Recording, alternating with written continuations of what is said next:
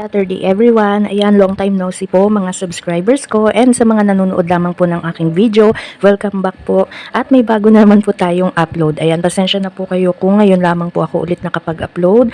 Medyo na busy po tayo. First po is yung Welcome to my Lego City. ayan, so kasama natin si Teddy ngayon.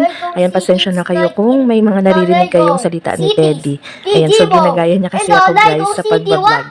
Ayan, so mabalik tayo guys. So guys, mag-update lamang ako ng bago kong nabiling singsing sa Palawan Pawn Shop. And of course, ito po, grabe, ang taas na pala talaga ng gold. So ito po ay 1 gram lamang po. Ayan, so sa mga nagtatanong pala kung bakit hindi tayo nakapag-upload, yun po is number 1 is na-busy po kami sa bahay. Ayan po kasi nagpaayos po kami ng bahay, sponsored po ng aking mother and father-in-law. Maraming salamat po sa inyo. Next naman po is na-busy po tayo sa trabaho. Ayun po, so regular employee na po tayo sa government, kaya po medyo nabibisi na rin tayo. Syempre mas unahin natin yung trabaho natin sa government kasi yun po yung sinumpaan natin.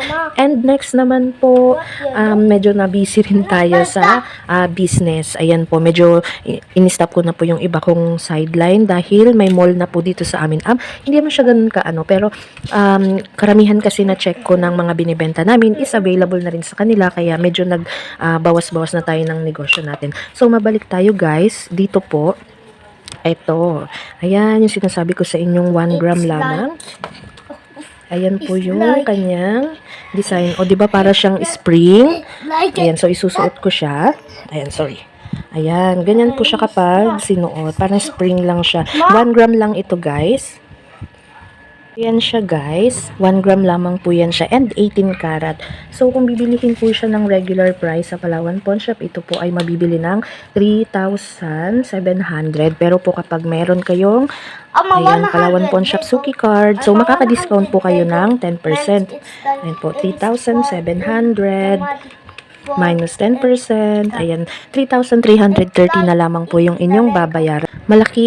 Ayan, malaki rin po ang discount na makukuha ninyo. Ayan po, 3,330 na lang po yan siya. Ayan, so nakakatuwa guys kasi balik invest na naman po tayo sa gold. Ayan po.